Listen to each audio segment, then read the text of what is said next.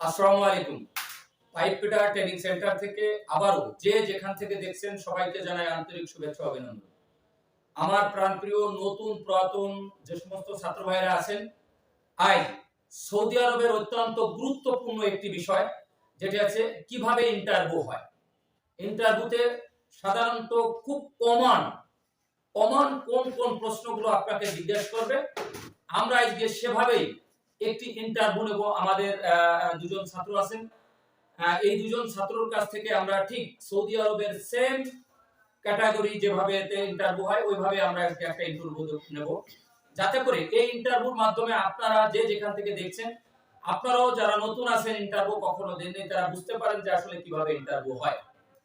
তো সর্বপ্রথম আমি আমাদের ইয়াসিন ভাইকে দিয়ে আমি শুরু করতেছি আজকে আমাদের এই গুরুত্বপূর্ণ ইন্টারভিউ। তো ইয়াসিন ভাই, আপনি কোন ট্রেডের জন্য এখানে আসছেন? পাইপ ফিটারের জন্য আপনি এখানে আসছেন। আসলে পাইপ ফিটারে এক গ্রুপে কতজন লোক লাগে? 4 জন লোক লাগে। কি কি লোক লাগে? হেল্পার। আচ্ছা, বলেন তো ফেব্রিকেশন করার জন্য কোন ড্রয়িং এর প্রয়োজন হয়? আইজোমেট্রিক ড্রয়িং। আচ্ছা, ড্রয়িং কত প্রকার? মেইনলি 4 প্রকার। আইজোমেট্রিক ড্রয়িং কত ডিগ্রিতে হয়? 30 ডিগ্রিতে হয়। সুন্দর। আচ্ছা, ফেব্রিকেশন যখন আপনি করবেন, একজন পাইপ ফিটার, একজন ফেব্রিকেটর সর্বপ্রথম যে টুলসটার প্রয়োজন হয় সেই টুলসটার নাম মেজারমেন্ট। আচ্ছা, তো আইজোমেট্রিক ড্রয়িং এ তো কয়টা ডাইরেকশন থাকে? 6টা। কি কি? North, south, east, West, up down. সুন্দর।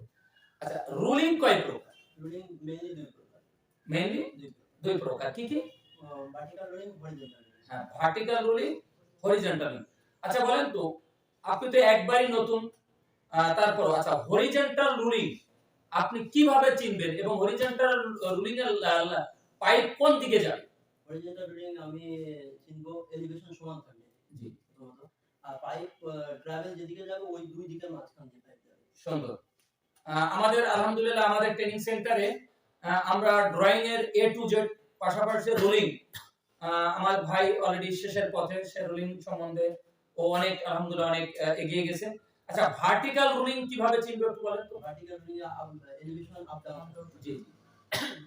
ভার্টিক্যাল রুলিং সেট যেদিকে থাকবে সেদিকে পাইপ আপ করবে। রান যেদিকে থাকবে, আসলে ভার্টিক্যাল রুলিং এর রান যেদিকে থাকবে ওদিকে আপ হবে। আচ্ছা, গ্যাসকেট কয় প্রকার? গ্যাসকেট 3 প্রকার। কি কি? মেটালিক, নন মেটালিক, সেমি মেটালিক। হ্যাঁ, সুন্দর।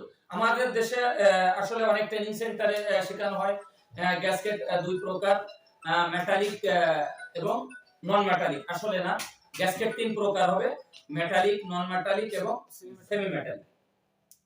আচ্ছা ভাই, এলবো কয় প্রকার? এলবো রেডিয়াস হিসেবে 3 প্রকার। রেডিয়াস হিসেবে এলবো 3 প্রকার। আচ্ছা, স্ট্যান্ডার্ড বা লং রেডিয়াস এলবোর সূত্রটা কি বলেন তো? 10 half degree into 25.4 into 1.5 into die. সুন্দর। আচ্ছা, তো ভাই আপনি বলেন তো আমাকে, আপনি যখন ফিট আপ করবেন, ফিট আপ করতে ওডি তে ফিট আপ করতে হয় না আইডি তে ফিট আপ করতে হয়? আইডি তে ফিট আপ করতে হয়। আচ্ছা, সিএফ বের করার ফর্মুলাটা কি বলেন তো? সিএফ ওডি ইনটু পাই, ওডি ইনটু পাই। আচ্ছা, মাইটার কাট শিখছেন আপনি? হ্যাঁ, মাইটার কাটের সূত্রটা বলেন। সিএফ ইনটু কাট ডিগ্রি ভাগ 4 degree into 2 into number of cut. Okay, সুন্দর সুন্দর। আলহামদুলিল্লাহ আমাদের এখানে মাইকাটা কাট, স্যাডেল, লেটারেল যা কিছু আছে আলহামদুলিল্লাহ আমরা অনেক সুন্দরভাবে শেখাই।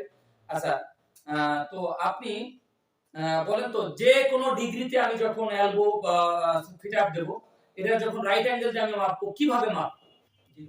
যে কোনো ডিগ্রি, তাই 30 ডিগ্রিতে এলবো, 60 ডিগ্রি এলবো, আমি রাইট অ্যাঙ্গেল কিভাবে মাপবো? আমি রাইট অ্যাঙ্গেল প্রথমে রানের পাশটা নেব, যে মানটা নেব ওটার সাথে tan ডিগ্রি ইনটু যে মান দেব 300 বা 400 এমএম, ওটা যে কোন কোন যেটা আসবে সেটা আমার পাইপের সাথে রাইট অ্যাঙ্গেল ধরব, সমান করে সামনে মেজারমেন্ট টেপ দিয়ে পাইপ দেব সমান আছে। সুন্দর।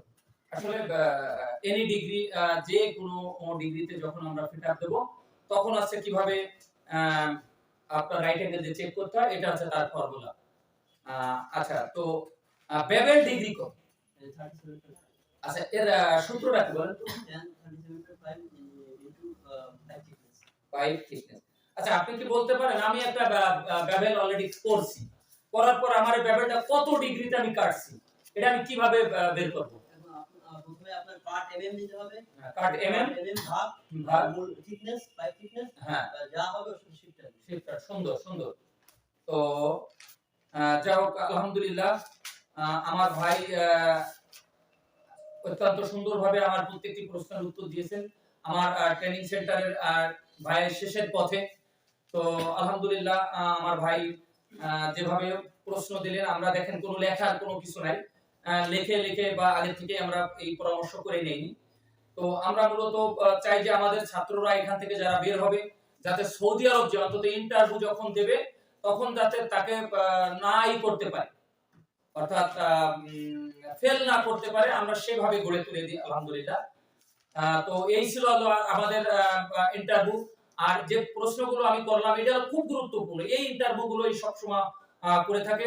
ইনশাআল্লাহ আমি পার্ট বাই, আজকে আমাদের ইন্টারভিউর প্রথম পার্ট 1 নম্বর পার্ট আমরা আজকে আলোচনা করলাম, এরপরে 2 নম্বর 3 নম্বর 4 নম্বর করে আমরা পার্ট বাই পার্ট দিয়ে দেব। আপনারা প্রত্যেকটি পার্ট দেখবেন, ইনশাআল্লাহ আপনারা একদম ইন্টারভিউ বোর্ডে যে আপনারা একদম বিচলিত হবেন না, দেখবেন যে ইনশাআল্লাহ আপনারা পাস করে গেছেন। তো এই ছিল আমাদের ইন্টারভিউ আজকে। তো আলহামদুলিল্লাহ, যে যেখান থেকে দেখছেন সবাইকে বলবো, আমার পূর্বের আইডিটি নষ্ট হয়ে যাওয়ার কারণে আমি নতুন করে এই আইডির মাধ্যমে আপনাদের কাছে নতুন নতুন ভিডিও দেব, তাই আপনারা চ্যানেলটি সাবস্ক্রাইব করবেন। আর আপনাদের দোয়া, আল্লাহর বিশেষ রহমতে বাংলাদেশের বিভিন্ন প্রান্ত থেকে আমাদের এই ছাত্র আসতেছে। আমার ভাই সুদূর খুলনা থেকে আসছে, সে প্রায় শেষের পথে চলে যাবেন। তো এই খুলনা থেকে আসছে। তো ঠিক এভাবেই আমার ছাত্রদের আমি চেষ্টা করি আমি পরিপূর্ণভাবে পাইপ ফিটার, ফেব্রিকেটরের কাজ শেখানোর জন্য, এবং ইনশাআল্লাহ এরা ফোরম্যান সুপারভাইজার টেস্ট নিতে পারবে, এবং সারা বাংলাদেশে আমি চ্যালেঞ্জ করে ইনশাআল্লাহ আমি কাজ শেখাই।